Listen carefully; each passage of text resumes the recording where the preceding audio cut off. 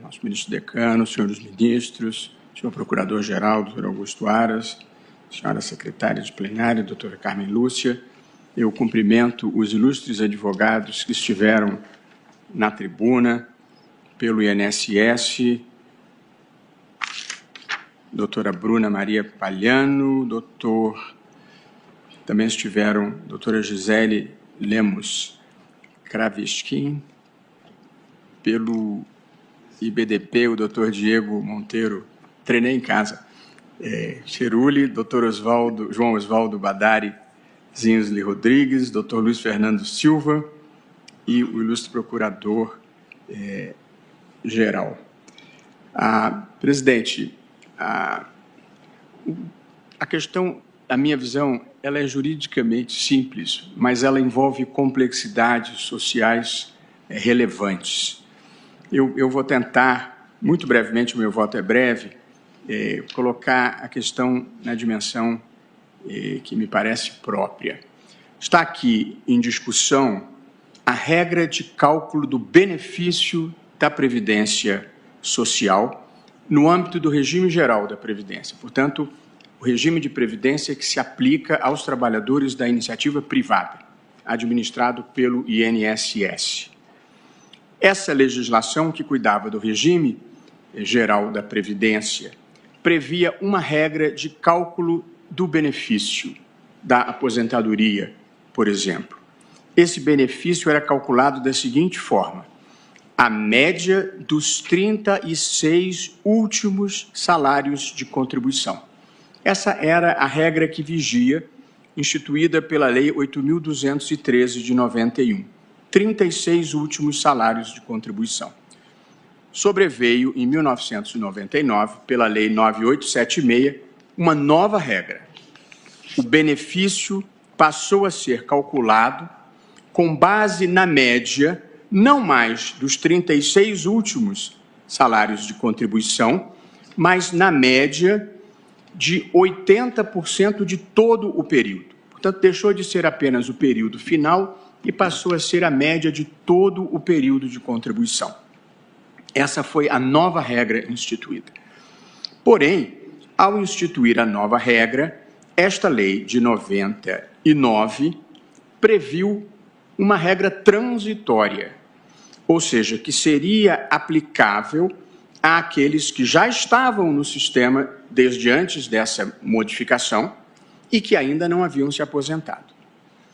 A regra de transição prevista diz o seguinte: o cálculo vai ser feito da seguinte forma: a média aritmética dos maiores salários de 80% do período contributivo, a mesma regra definitiva, porém, computados apenas a partir de julho de 1994. Portanto, tínhamos uma regra permanente anterior, 36 últimas. Passamos a ter a regra que era a média de contribuição de todo o período.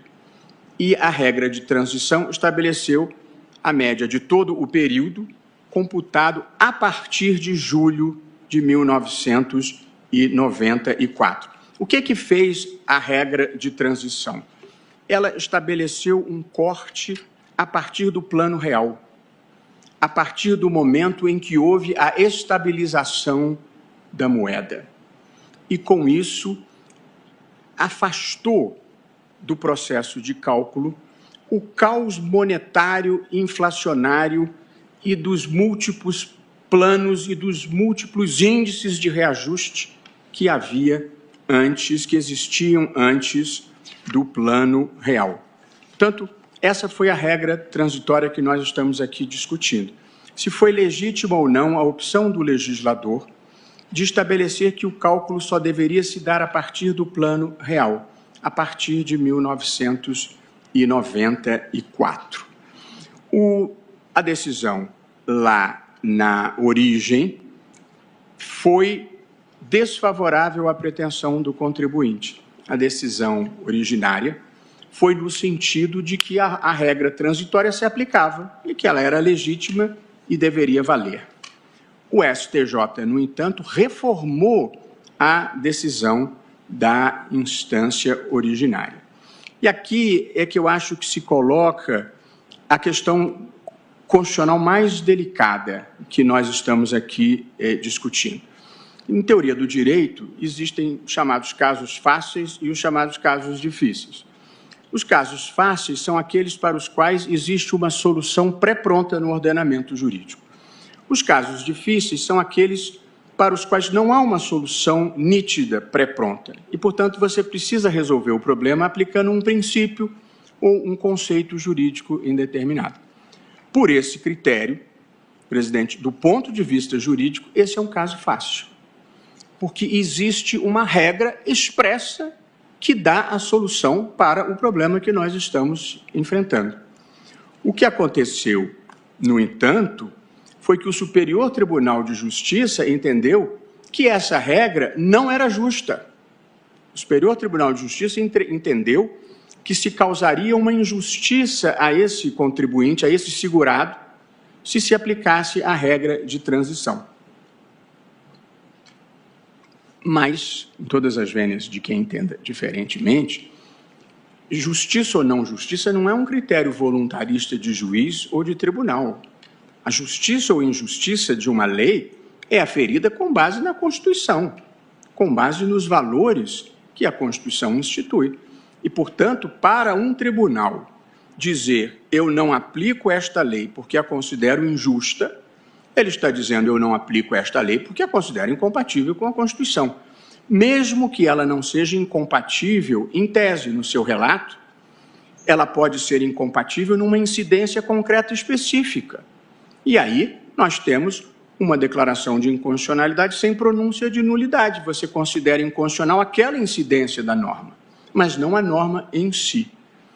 Com a devida vênia dos entendimentos contrários, eu acho que foi exatamente isso que fez o Superior Tribunal de Justiça.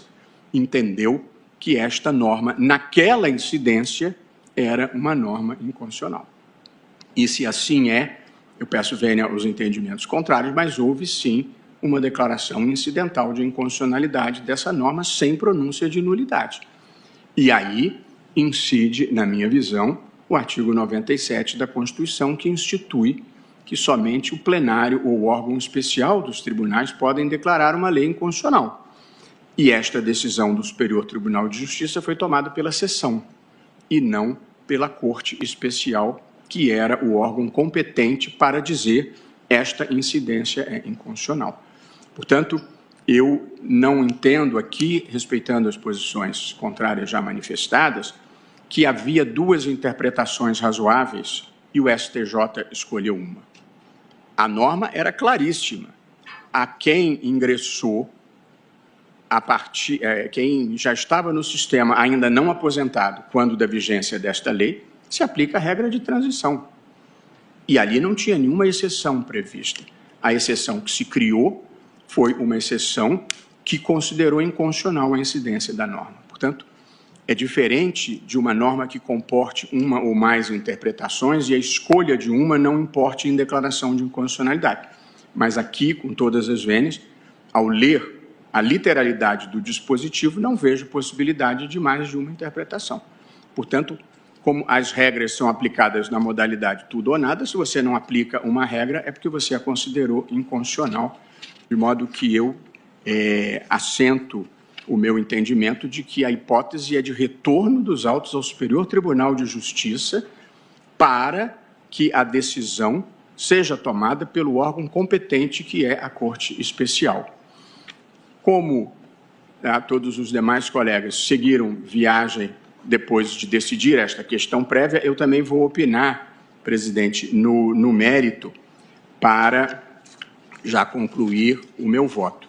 E aí eu acrescento que entendo igualmente que não há inconstitucionalidade material nessa norma. Portanto, eu vislumbrei uma inconstitucionalidade formal no julgamento pelo STJ, porque a decisão não foi do plenário ou da Corte Especial, porém, no mérito, não vislumbro uma inconstitucionalidade material na norma de transição. Tanto não há, presidente, a mim me parece, uma inconstitucionalidade material, que esta se tornou a regra geral com a superveniência da emenda constitucional número 103. A regra geral no sistema passou a ser computar as contribuições pós-1974. E por que, presidente, a mim me parece que foi legítima, quando não desejável, a opção feita pelo legislador?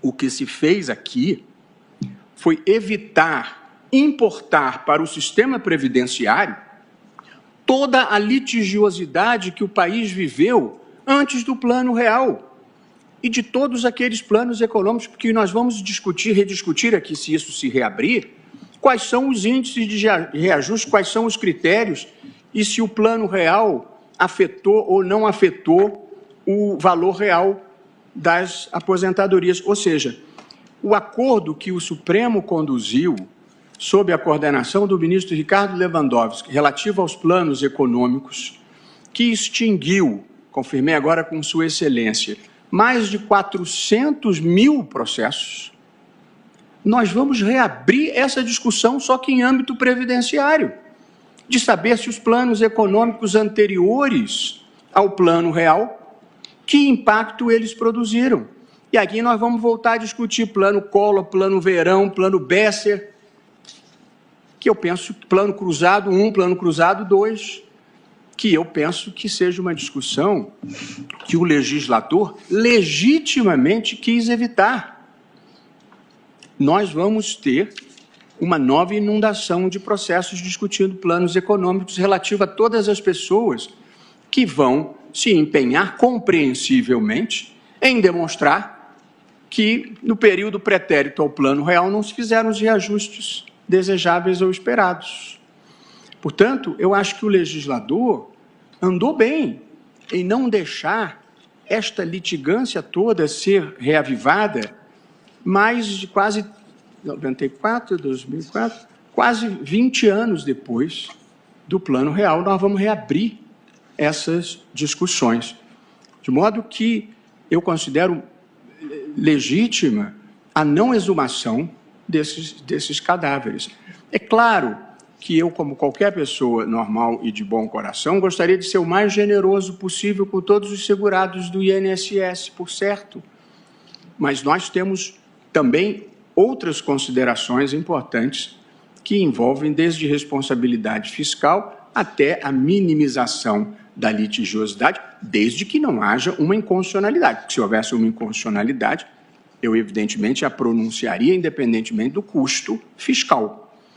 Mas eu não acho que haja uma inconstitucionalidade numa opção que eu considero perfeitamente legítima de nós não voltarmos no tempo para discussões pré-1994, presidente.